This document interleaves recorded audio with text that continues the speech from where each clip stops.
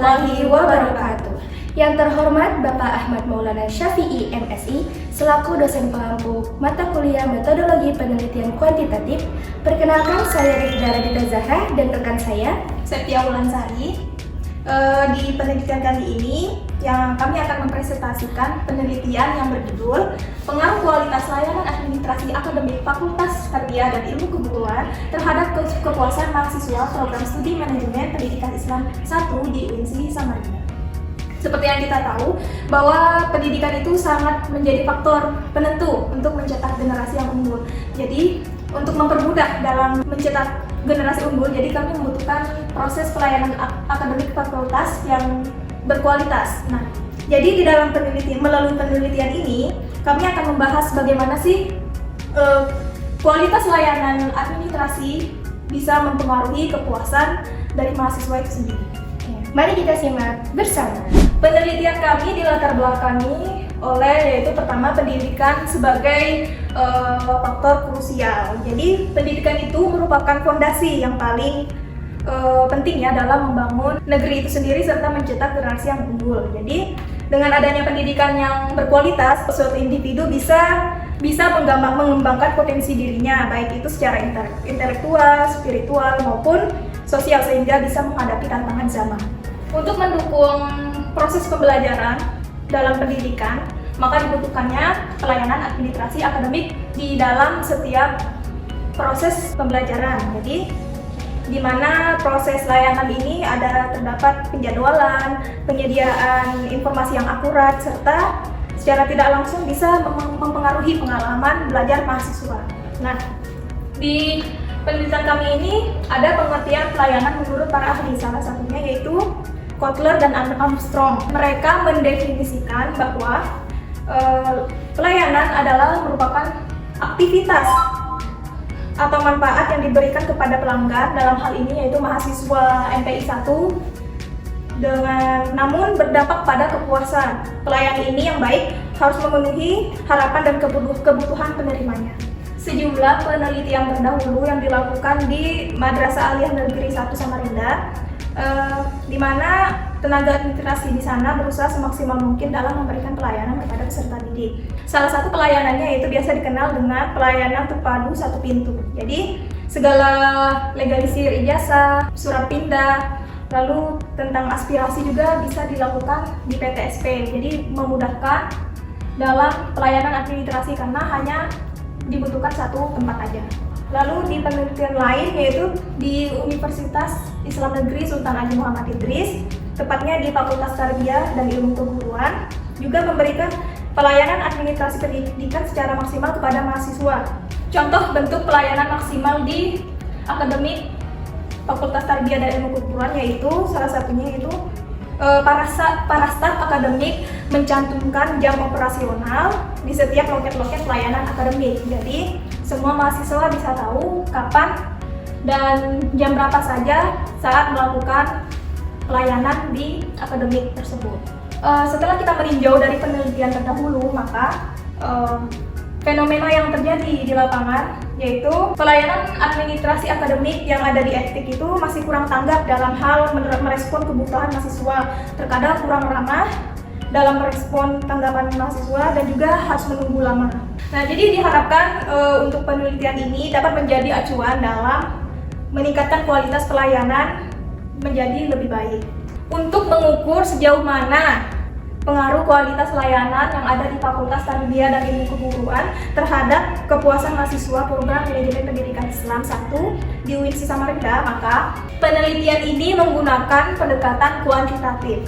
Berdasarkan latar belakang penelitian kami, maka kami menarik untuk mengambil judul Pengaruh Kualitas Layanan Administrasi Akademik Fakultas Tarbiyah dan Ilmu Keguruan terhadap kepuasan mahasiswa Prodi Manajemen Pendidikan Islam di UINSI Samarinda.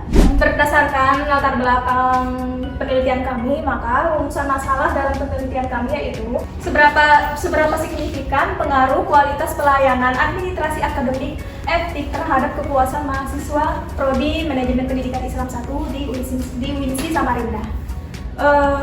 Tentu saja tujuannya adalah untuk mengetahui signifikansi pengaruh kualitas layanan administrasi akademik terhadap kepuasan mahasiswa prodi MPI 1 di UINSI Samarinda.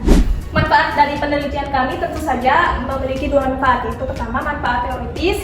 Manfaat teoritisnya yaitu memberikan kontribusi terhadap peningkatan kualitas pelayanan administrasi akademik di Fakultas Tarbiyah dan Ilmu Keguruan. Lalu ada manfaat praktisnya yaitu ada dua. Pertama, tentu saja untuk administrasi akademik efektif, yaitu menjadi saran masukan dalam pelayanannya. Lalu yang kedua, untuk peneliti selanjutnya, yaitu bisa menjadikan penelitian kami ini sebagai referensi. Berikut ini merupakan sejumlah penelitian terdahulu. Di sini kami mengambil 4 penelitian, yaitu yang pertama ada dari penelitian Nur Isnania, yaitu judul penelitiannya berfokus pada kualitas layanan administrasi akademik etik di UINSI Samarinda. Untuk metode dalam penelitian tersebut yaitu menggunakan metode kuantitatif regresi berganda. Nah, fokus dalam penelitian ini yaitu meneliti tentang pengaruh kualitas layanan terhadap kepuasan mahasiswa yang ada di etik UINSI Samarinda. Perbedaannya dengan penelitian kami yaitu di mana Nur Isnania jangkauannya lebih luas ya, yaitu untuk seluruh fakultas etik di UINSI, sedangkan penelitian kami hanya berfokus pada mahasiswa etik khususnya program studi MPI 1. Selanjutnya ada penelitian kedua yaitu penelitian dari Arif Syaifullah, yaitu dengan judul penelitiannya bagaimana sih respon mahasiswa terhadap pelayanan akademik di etik UINSI Samarinda. Itu metode dalam penelitian Arif Syaifullah ini yaitu dengan kualitatif, model Miles dan Huberman. Fokus dalam penelitiannya adalah tanggapan mahasiswa tentang kinerja pelayanan yang ada di akademik etik UINSI. Nah, perbedaannya dengan penelitian kami yaitu penelitian kami lebih fokus pada bagaimana sih pengaruh kualitas pelayanan administrasi yang ada di etik UINSI. Selanjutnya ada penelitian dari Rabiatul Adawiyah. Nah, penelitian ini mengangkat judul yaitu tentang problematika pelayanan akademik di etik IAIN Samarinda. Metodenya yaitu kualitatif analisis triangulasi. Fokus utama dalam penelitian Rabiatul Adawiyah ini yaitu apa saja permasalahan dalam pelayanan akademik. Nah, perbedaannya dengan penelitian kami yaitu fokus kami pada kualitas layanannya, bukan problematikanya. Selanjutnya penelitian terakhir ada BC Irma Sasmita, yaitu mengangkat judul pengaruh pelayanan administrasi kesiswaan di MTS Asadiyah. Nah, metodenya yaitu kuantitatif dan fokus penelitiannya apa saja sih dampak pelayanan administrasi terhadap kepuasan siswa yang ada di MTS Asadiyah. Perbedaan dengan penelitian kami yaitu di mana penelitian BC Irma Sasmita berfokus pada siswa MTS Asadiyah, sedangkan kami berfokus pada mahasiswa etik khususnya di program studi manajemen pendidikan Islam 1 di UINSI Samarinda. Selanjutnya adalah indikator dari kualitas layanan serta indikator dari kepuasan mahasiswa. Di sini ada kualitas layanan, indikatornya terdiri dari 5 indikator ya. Yang pertama tangibles, yaitu merupakan bukti fisik, reliability, keandalan, responsiveness, daya tanggap, assurance, jaminan. Nah, yang terakhir adalah empathy, yaitu empati. Tangibles sendiri yaitu merupakan bukti fisik, yaitu seperti fasilitas pelayanan akademiknya, perlengkapannya, pegawai atau dosen, karyawan, dan sarana komunikasinya. Sedangkan dari reliability-nya yaitu keandalannya, yakni kemampuan memberikan pelayanan yang dijanjikan dengan segera dan memuaskan. Yang ketiga ada responsiveness, yaitu daya tanggap, yaitu keinginan para staf untuk membantu para pelanggan dan memberikan pelayanan secara tanggap ya. Yang selanjutnya ada assurance, yaitu jaminan, di mana mencakup kemampuan, kesopanan, dan sifat dapat dipercaya yang dimiliki oleh staf akademik tersebut. Lalu yang terakhir adalah empathy atau empati, di mana meliputi kemudahan dalam melakukan hubungan komunikasi yang baik dan memahami kebutuhan para pelanggan, yaitu pelanggan di sini maksudnya adalah mahasiswa MPI 1 Samarinda. Selanjutnya yaitu adalah indikator dari kepuasan mahasiswa. Di sini ada kesesuaian harapan, minat berkunjung kembali, serta rekomendasi. Jadi kepuasan mahasiswa secara keseluruhan yaitu memberikan rasa puas kepada mahasiswa menyangkut tentang pelayanan yang ada di kampus. Apakah mereka merasa puas terhadap pelayanan dan kualitas pelayanannya yang ada di pelayanan akademik. Selanjutnya, minat berkunjung kembali, di mana mahasiswa memiliki dorongan dan ketertarikan untuk kembali berkunjung ke layanan administrasi akademik yang ada di kampus. Lalu rekomendasi, di mana mahasiswa memberikan rekomendasi kepada mahasiswa lainnya untuk mengunjungi layanan administrasi akademik.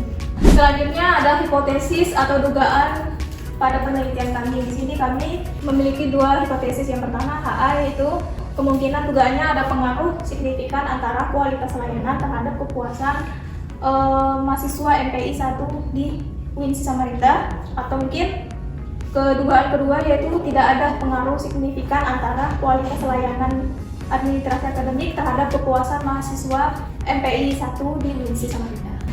Oke, selanjutnya kita masuk ke metode penelitian. Di sini ada jenis penelitian, kita menggunakan penelitian kuantitatif dengan pendekatan korelasi. Tujuannya adalah mengukur pengaruh kualitas layanan administrasi akademik terhadap kepuasan mahasiswa secara objektif melalui data numerik dan analisis statistik. Pendekatan ini kami pilih karena cocok untuk menguji apakah ada hubungan antara variabel X kualitas layanan dengan variabel Y yaitu kepuasan mahasiswa.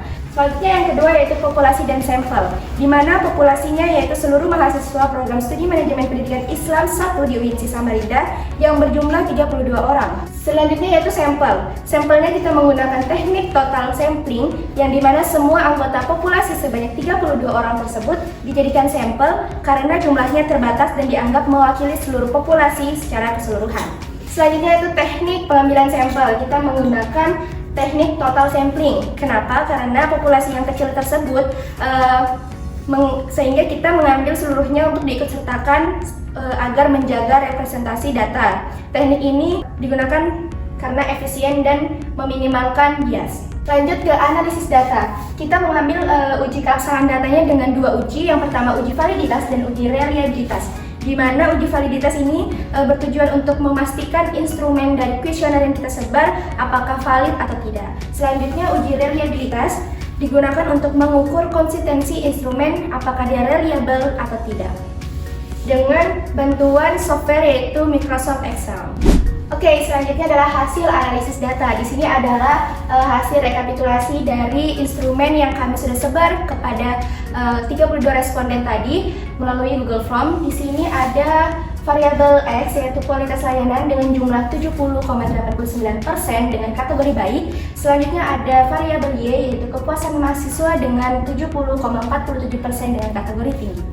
Oke, selanjutnya ada uji keabsahan data. Yang pertama ada uji validitas variabel X. Di sini kita menggunakan bantuan software Microsoft Excel dengan ada 15 item pernyataan dari 32 responden, di mana R tabelnya kita mengambil dengan responden 32 tadi yaitu sebesar 0,349. Di sini adalah hasilnya.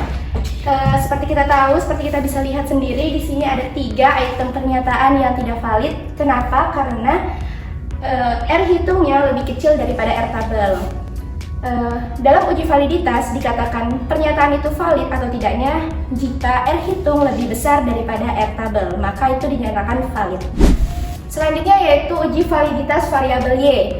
Di sini ada 15 pertanyaan juga dengan 1 item pernyataan yang tidak valid dikarenakan R hitungnya lebih kecil daripada R tabelnya.